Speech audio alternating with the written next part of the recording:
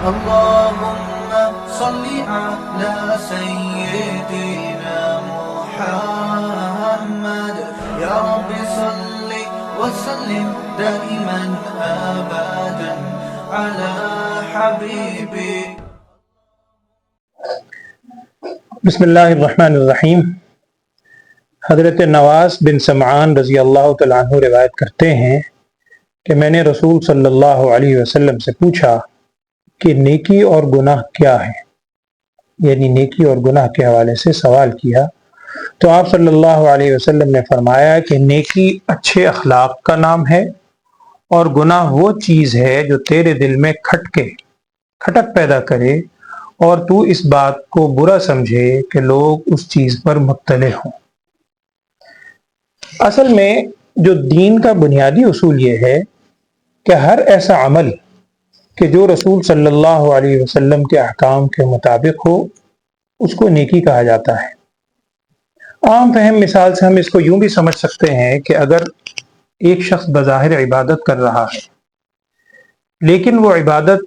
اگر رسول صلی اللہ علیہ وسلم کے یا اسلام کے بتلائے ہوئے طریقے کے مطابق نہیں ہے تو وہ عبادت نہیں کہلائے گی بلکہ بعض صورتوں میں وہ گناہ شمار ہوگا۔ مثال کے طور پر روزہ رکھنا ایک عبادت ہے، بہت بڑی عبادت ہے، انسان روزہ رکھتا ہے، لیکن اگر یہی شخص کوئی عید کے دن روزہ رکھ لے،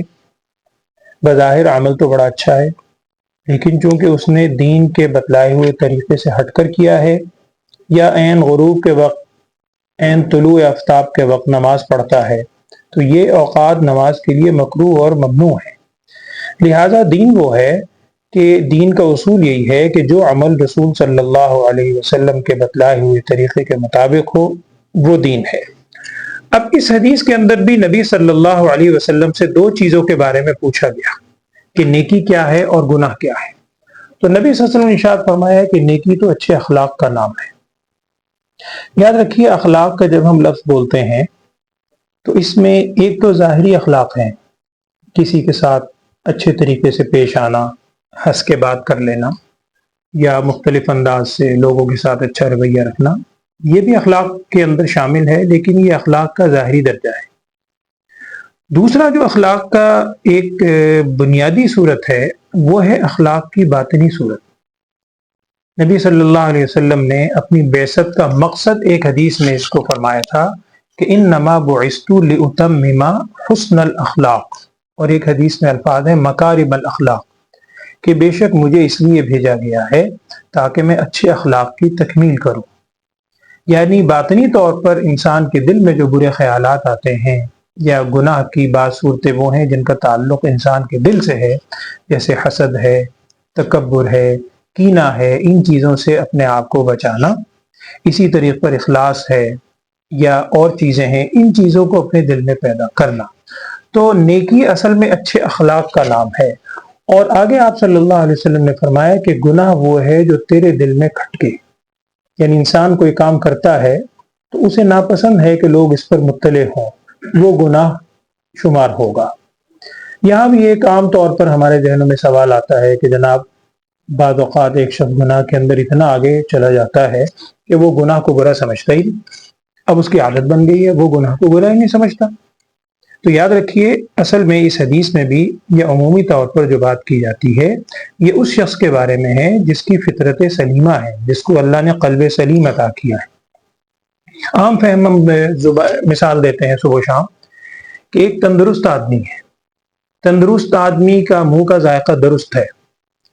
اب اگر وہ کڑوی چیز کھاتا ہے، میٹھی چیز کھاتا ہے، فوری طور پر اس کو رسپانس آئے گا، جواب ملے گا۔ لیکن اگر ایک بیمار آدمی ہے، بعض اوقات ایسی کیفیت ہوتی ہے انسان کے ساتھ کہ میٹھی چیز بھی اس کو کڑوی محسوس ہوتی ہے۔ تو اگر کسی شخص کی برے اعمال کی وجہ سے عادت اتنی بری ہو جائے وہ تو کیفیت الگ ہے۔ اس کی مثال یوں بھی ہے کہ اگر ایک عام آدمی جس نے کبھی گناہ نہیں کیا، اللہ تعالیٰ نے اس کو گناہ سے بچایا الحمدللہ، اس کو آپ کہتے ہیں کہ یہ برا کام کرو،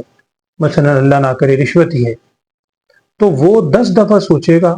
بڑا جھجک پیدا ہوگی، اس کے دل میں بار بار وہ خیالات پیدا ہوں گے۔ تو وہی چیز جس کے بارے میں انسان کے دل میں خیال پیدا ہو اور اللہ کی طرف سے اس کو انڈیکیٹ کیا جائے، وہی ایک طرح سے یہ اس بات کی علامت ہے کہ یہ کام برا کر رہا ہے۔ بہرحال اس حدیث میں نبی صلی اللہ علیہ وسلم نے مختصراً بتلایا کہ نیکی اچھے اخلاق کا نام ہے اور برائی وہ ہے کہ جو انسان کے دل میں کھٹک پیدا کرے۔ اللہ تعالی ہم سب کو اچھے اخلاق پیدا کرنے کی اور گناہوں سے بچنے کی توفیق عطا فرمائے، اور ایسا قلب سلیم عطا فرمائے کہ جو نیکی اور گناہ میں فرق کر سکے۔ اللہم آمین، وآخر دعوانا الحمدللہ رب العالمین۔